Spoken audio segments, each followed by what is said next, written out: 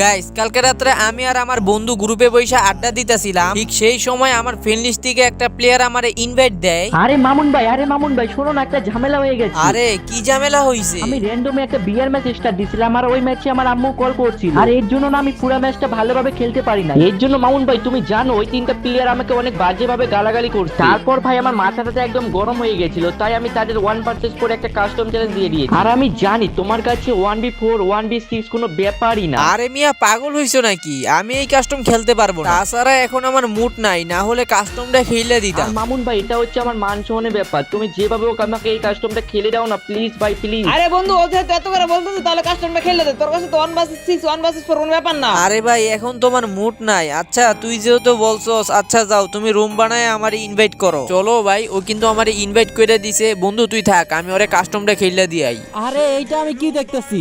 এটা দেখি মামুন ভাই যে কিনা 1 vs 4 1 vs 6 কুত্তার মতো পিটায়। ভাই আমি এই কাস্টমার। আরে ভাই আমি তোর ভিডিও দেখছি, হয়তো 1v6 এ কাস্টমে কুত্তার মতো পিটায়। ভাই আমিও নাই। আরে ভাই এটা কি দেখতেছি? এটা দেখি মামুন ভাই। আরে ভাই আমি আর এই কাস্টমে নাই। আরে ভাই আমার ভাই মার খাওয়ার শখ নাই, আমি ভাই এই কাস্টম থেকে গেলাম।